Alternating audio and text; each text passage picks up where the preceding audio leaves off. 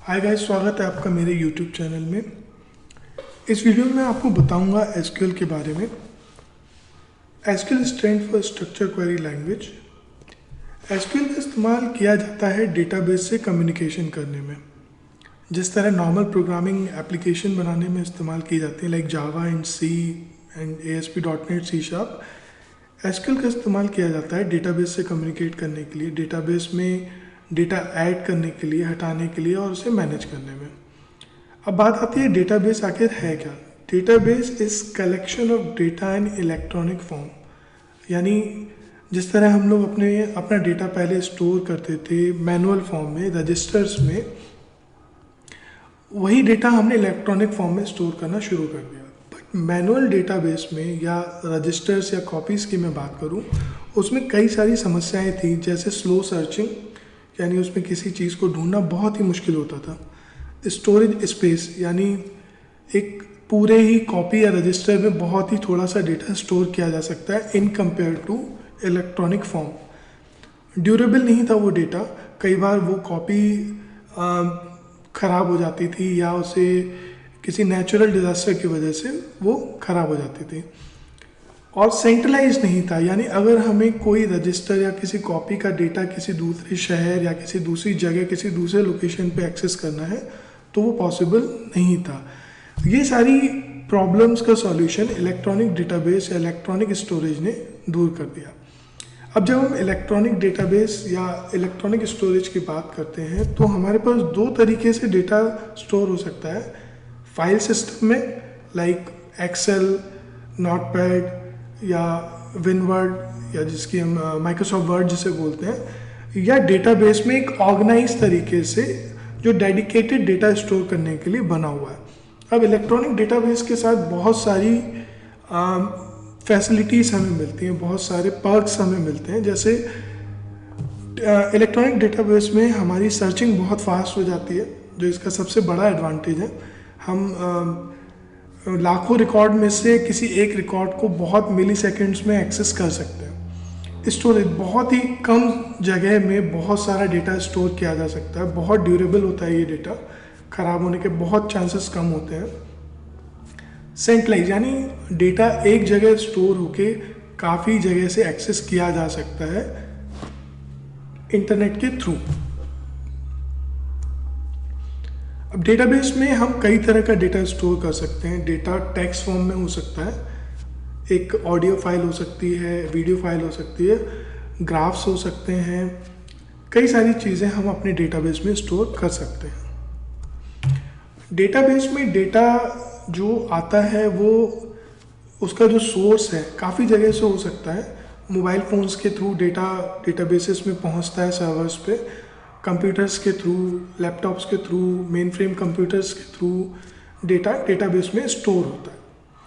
अब ह्यूमन जो है डेली, एक जो ऑर्डिनरी हम लोग पब्लिक की बात करें तो वो डेटाबेस से घिरा हुआ है। जैसे हम सोशल नेटवर्क पे बहुत सारा डेटा स्टोर करते हैं, हम अपनी बैंक सर्विसेज को जब एक्सेस करते हैं तो हम डायरेक्टली इनडायरेक्टली डेटा को एक्सेस कर रहे होते हैं या डेटा को भेज रहे होते हैं। रेलवे रिजर्वेशन जब भी हम कराते हैं तो रेलवे के सर्वर पे हम लोग अपनी इन्फॉर्मेशन देते हैं, या हम कभी हॉस्पिटल जाते हैं तो वहाँ पे भी डेटाबेसेस होते हैं, या टेलीकॉम कंपनीज़ के काम बात करें, एयरटेल या वोडाफोन, तो उनके पास भी उनका कस्टमर बेस का एक बहुत बड़ा डेटा होता है। तो एक नॉर्मल ऑर्डिनरी ह्यूमन जो है डेटाबेस से घिरा हुआ है, बट कई बार जो नॉर्मल ह्यूमन है वो अवेयर नहीं होता है इन चीज़ों से। बट हम लोग daily tons and tons of data generate करते हैं। अब बात आती है जैसे डेटा, हम जैसे यहाँ पे एक एग्जांपल है, फेसबुक में जब आप लॉगिन करते हो तो फेसबुक के सर्वर पे डेटाबेस में डेटा जाके स्टोर होता है। एक नॉर्मल यूज़र है, उसने रिक्वेस्ट की, वो डेटा जो है फेसबुक के सर्वर पर डेटाबेस में स्टोर हो गया। ठीक है, अब ये डेटाबेस मैनेज करने के लिए काफ़ी सारे सॉफ्टवेयर्स का यूज़ होता है।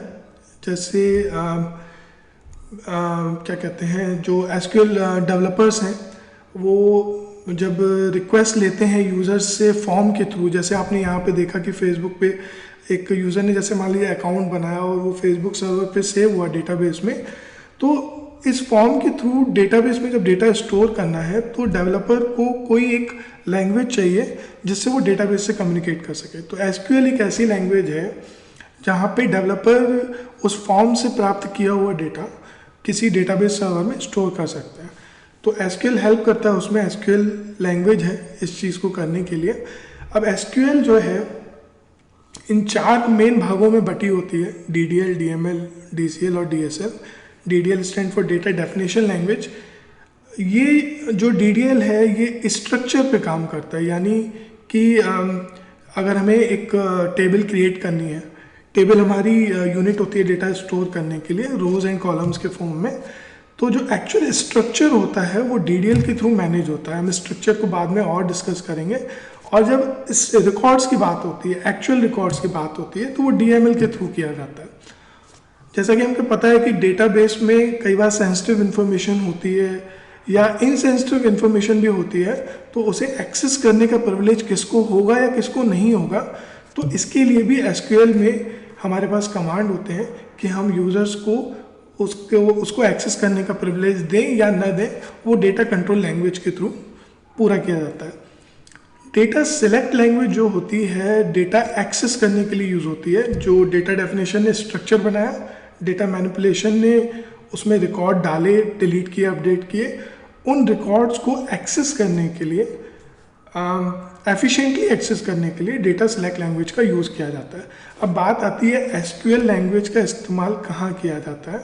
तो हमारे पास जितने भी स्टैंडर्ड सॉफ्टवेयर हैं, मैं बात करूं Oracle, MySQL, MS Access, SQL Server, Postgre या DB2 या और भी कई सारे DBMS है, डेटाबेस मैनेजमेंट सिस्टम, जो एसक्यूएल को सपोर्ट करते हैं। DBMS यानी डेटाबेस मैनेजमेंट सिस्टम, ये सारे सॉफ्टवेयर हैं जो हमें एक इंटरफेस प्रोवाइड करते हैं, एक UI प्रोवाइड करते हैं जिसके थ्रू हम अपने डेटाबेस को मैनेज कर सकते हैं। तो इस वीडियो में इतना ही। नेक्स्ट वीडियो में मैं आपको बताऊंगा कि ऑरेकल डेटाबेस आप अपने कंप्यूटर में कैसे इंस्टॉल करेंगे।